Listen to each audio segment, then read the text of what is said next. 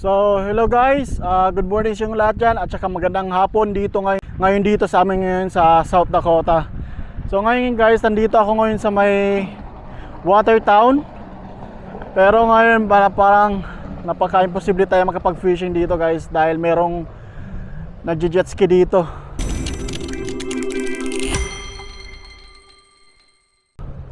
Ayan guys, oh. Merong nagje-jet ski dito ngayon sa lake.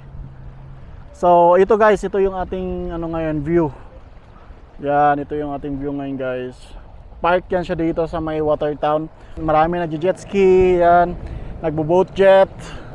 Yan sila. So hindi ko alam kung makakahuli ba tayo ng isda ngayon dito. Pero if makakahuli man tayo ng isda o wala, i-upload pa rin natin to guys. Pasensya na kayo if di tayo makakahuli ngayon. Pero tatry natin ngayon na makakahuli tayo ng isda dito guys. Kahit maraming samok dito ngayon. So ngayon kasi dito ang weather guys is hindi masyadong mahangin. Maalog lang yung yung tubig dahil sa mga nagje-jet ski, nagbo-boat jet at saka itong mga itong parang barko na maliit. Ayan. So ayan, umaalog lang yung mga tubig. So ito yung aking guys, bingwit pa rin guys. Ito yung ating reel, yung rod natin. Ayan, ito yung rod natin, ito yung reel. So FX Shimano, ito yung main line ko guys na gagamitin. So meron din akong mga pamain dito. So ngayon dito tayo magpapain ng live worm kasi tatry lang natin, magtatapon-tapon lang tayo dito sa tubig guys. So doon tayo pepesto mo guys, oh. Doon tayo pepesto sa may medyo mainit talaga dito ngayon guys. Nasa 30 Celsius yung 30 Celsius degree yung init dito ngayon sa sa amin sa South Dakota. Mahangin siya pero hindi ka naman mapapawisan talaga, pero mahangin lang. Yan, hindi ko alam kung may bayad ba yan sasakay ka diyan. Para siyang island hopping diyan sa atin. Pero ito literal na talaga, parang barko ba yun? Lancha ba? Hindi ko alam ano ba tawag nila dito. So basta yan, barko guys na maliit. So tara guys, fishing na tayo. Try natin mag-fishing. Pero kahit maraming samok guys, sana makakuha tayo ng isda. Ang samok lamang kasi dito yung jet ski guys. Kasi kahit saan lang sila pupunta, binabulabog nila yung isda dito. Actually meron doon nag-fishing doon sa unahan guys, pero hindi na ako nag-fishing doon para solo spot natin dito. Try lang natin mag-fishing dito kasi matagal-tagal tayo hindi nakapag-fishing guys dahil maraming ginawa. Medyo na busy lang dahil maraming palaka dito. Daming palaka. Bagay, lake naman ito, may palaka talaga. So magpo 4th of July na dito guys. So maraming ganap ngayon dito ang South Dakota. Lalo na yung fireworks. Magpa-fireworks sila dito sa 4th of July. So galagyan natin dito. So ito yung aking guys, dito ako. Medyo hindi masyadong mainit. So yan, ayun yung mga nagje-jet ski. Ay nako. So tara guys, umpisahan na natin mag-fishing. So unang tapon natin to guys. So minnows tong ko guys, tong lure ko na ginamit ko ngayon. Minnows yung ginamit ko. Ay, dyan na kayo, mag-jet ski lang kayo dyan. Huwag na kayo lumapit dito. Ayun, damo kaagad ang nahuli. Damo kaagad guys. Ayun damo. So tatry din natin yung mga ibang lure mamaya guys. Yung mga bagong lure ko dyan. Ayan. So na guys, siguro mga nasa sobra $100 na tong nagastos ko dito sa pag-fishing pa lang guys. So magkano na yun dyan? Hindi ko na lang kino-convert kung magkano yung nagasto ko. So nakasapatos kasi talaga tayo. Yun. So wala pa rin.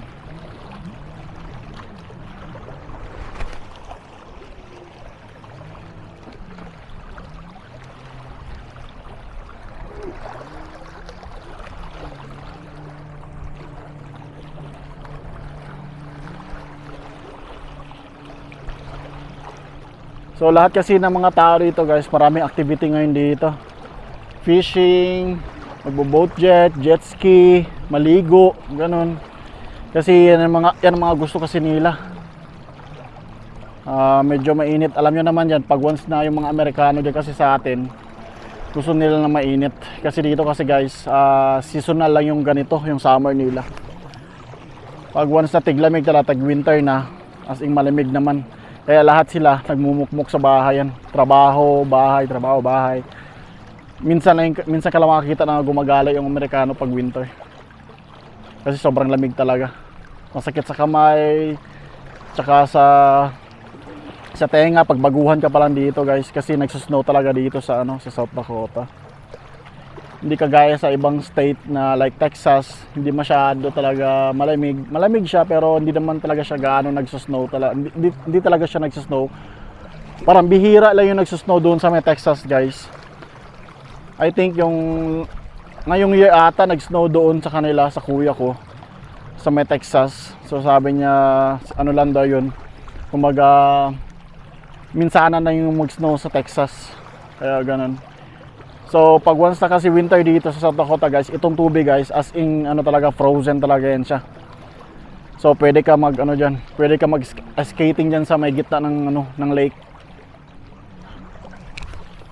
At saka marami din naman nagfi-fishing kahit guys, hindi naman as in marami, parang mabilang mo lang yung nagfi-fishing pag winter kasi binubutasan kasi nila yung guys, yung ice.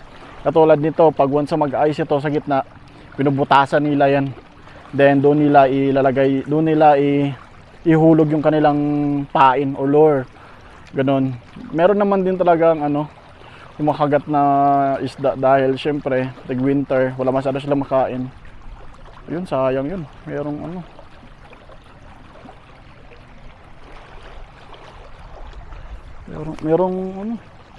Merong sumunod guys.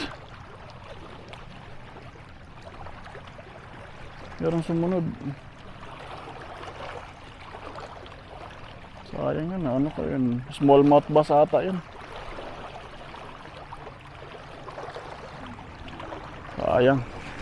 Meron sumunod sa pain ko. Pero medyo maliit lang yung isda.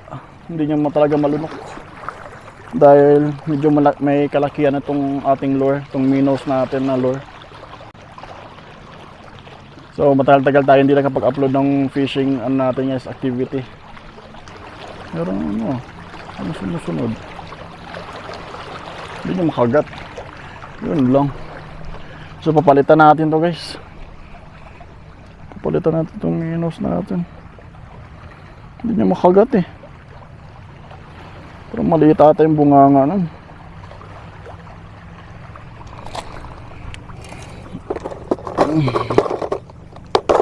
Palitan natin siya ng asan ba? Dito crappie. Ulit.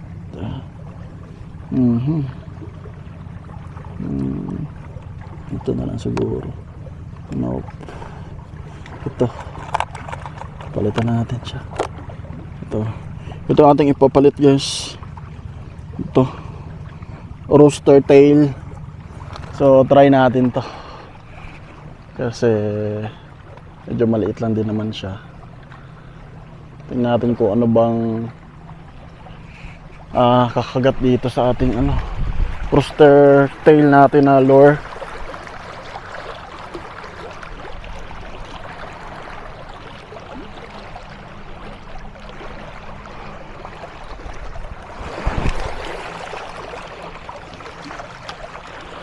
Walang hangin-hangin eh.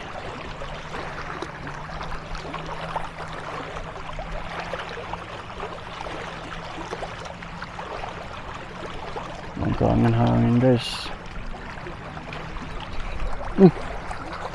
Ano ba yun? Uy!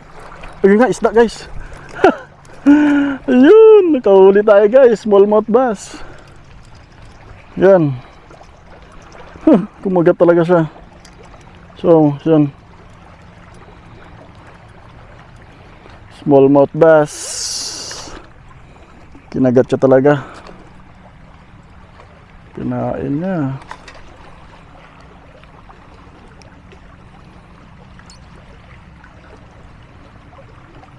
Yun, durog na durog siya. Ano eh. Pakakawalan din natin to guys. Maliit lang naman.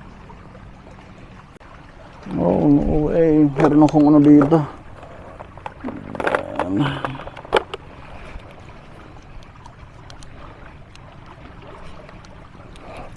Yan. Yan guys. Ito yung unang isda natin. Ano? Naku. Naku.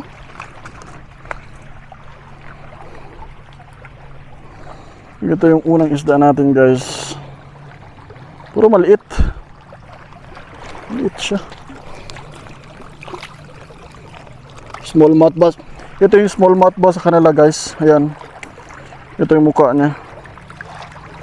Ayan o. Smallmouth bass. Ano ba yan? Ito yung unang isda natin guys. Smallmouth bass. Maliit. Bye buddy. Kawalan mo natin guys. Maliit lang kasi. Malaki pa yan. Baka ginutom lang. Kala ko malaki talaga. Maliit lang pala. So ayun. Unang ano natin guys. Unang hagis dito sa rooster tail natin. Nakakuha ka agad ng smallmouth bass. So sana medyo pa malaki-laki pa ng konti yung makukuha natin.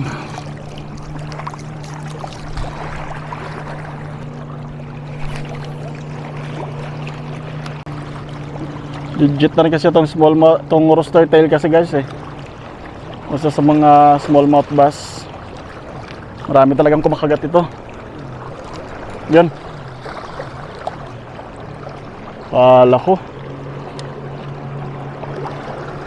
Kala ko may kumagat ulit eh. Parang maliliit yung mga isda dito guys na kumakagat.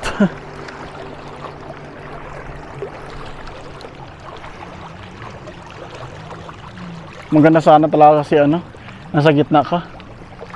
Marami ka makakuha na ano, malalaking isda. Yung nasa gitna ka. Pero kasi yung fishing area doon guys. Ayun o doon o, may fishing area kasi doon. Doon kasi ako nag-fishing yung last. Kasi mas maganda doon. Medyo malapit ka sa may ano, malalim na part ng ano, ng tubig. Kaya doon ako nag-fishing yung last.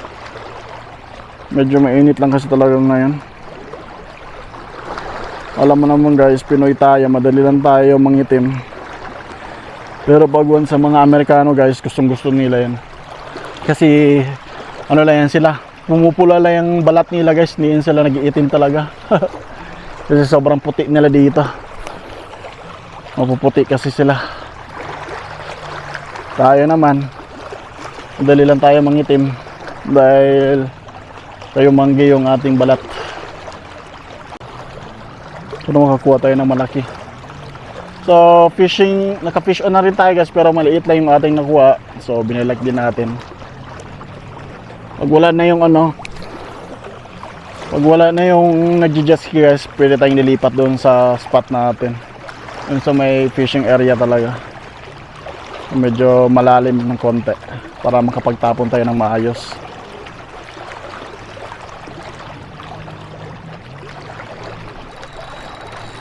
Uy, ano ito? Isda ba ito?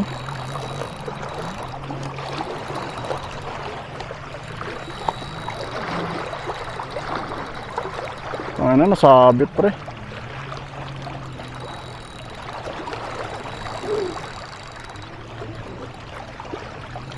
Ang ina men, nasabit men.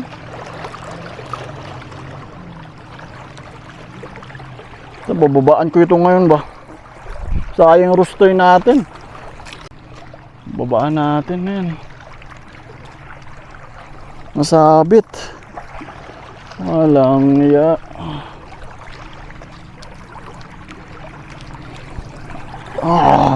Sa inis.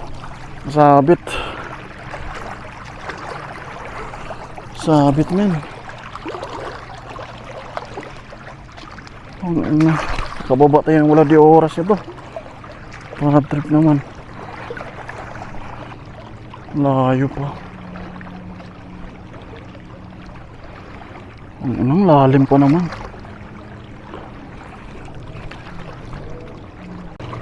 Lalim yan. Pero maano naman din. Hala, ating cellphone. Gagi. Makaligo tayo ng wala di oras, guys. Masabit siya sa damuhan eh. Damuhan na kasi yan, guys. So dyan kasi guys, damuhan na kasi yan dyan.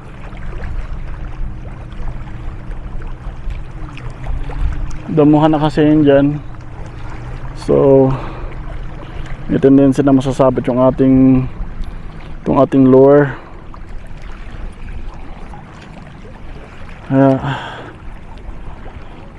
Ingat tayo.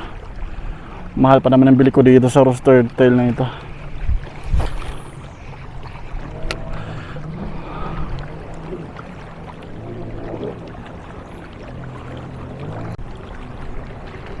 So yung nagja-jet ski dito guys, medyo malayo na sila.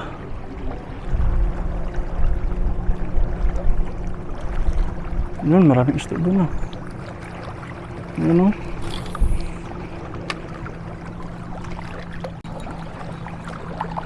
Isda. Fish on tayo guys. Fish on tayo.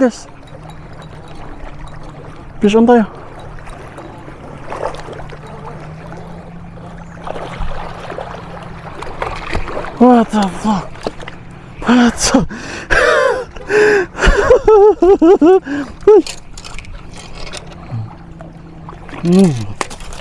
Yun.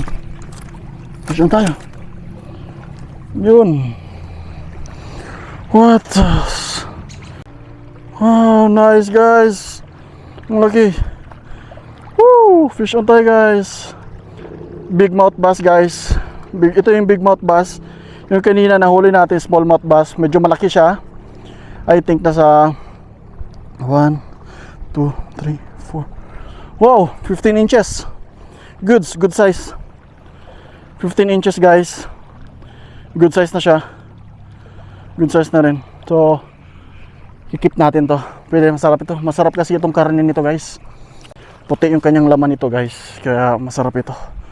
Ito yung mga ano ko. Gusto kong isda. Masarap to siya iprito. So presko pa yung ating isda guys. Goods na ito na size. Ang laki guys. Ito mo guys. Ang laki ng tong big mouth bass.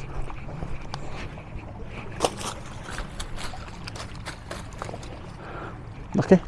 Pwede na pang ulam. Pwede na pang ulam. Marami kasing ano dito guys, ganitong isda. Small mouth, big mouth bass, pike, ganun. Maraming isda ganito. Ang lakas ng hila niya kanina. Sabi ko, akala ko nasabit. Yung pala, ano rin talaga, kinain niya. So tara guys, hagis tayo ulit guys. So hindi ko inaasahan na merong isda pala dito guys, saka kakagat. Akala ko ano, biglang bumigat eh. Biglang bumigat yung ano ko, yung reel ko. 2-0. Hindi na tayo 0 guys. Isang malaki at saka isang maliit. So yung maliit kasi pinakawalan natin. Kasi ano pa yun, lalaki pa yun, sayang pa. So yung ating kinuha yung ano lang, yung magandang size.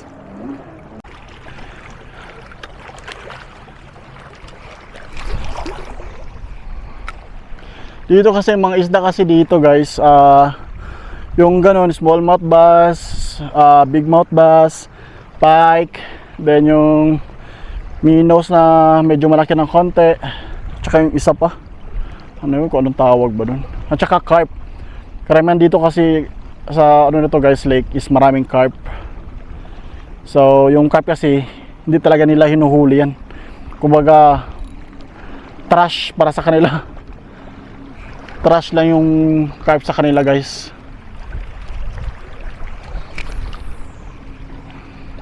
Kaya hindi nila hinuhuli yung carp. Kaya hindi rin masyado masarap yung lasa ng carp. Nakahuli ako ng carp yung last ko na video.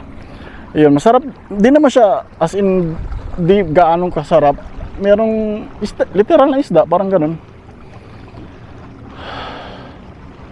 Pero okay lang. Kung ano talaga. Pero hindi lang ako siguro, hindi lang siya pasok sa panglasa ko talaga yung carp. Ano ata yun, 5 kilos ata na carp yun. Mas malaki pa dyan sa nahuli ko ngayon, yung carp na yun. Malaki kasi talaga yung carp dito guys, lalo na sa mga river. So guys, dito ko na tatapusin ang aking video guys. So yun ating nakuha guys, isang smallmouth at saka bigmouth bass. At saka yung isa hindi natin nakuha kasi nakawala siya. So ngayon kasi dito mag 6 PM na dito ngayon guys. So kailangan pa namin umuwi dahil magta-travel pa kami ng 35 minutes to 45 minutes guys sa aming bahay. So maraming salamat sa panonood niyo guys, and kung di ka pa nakasubscribe, please subscribe and please hit notification button na lang, and God bless inyong lahat. Bye bye.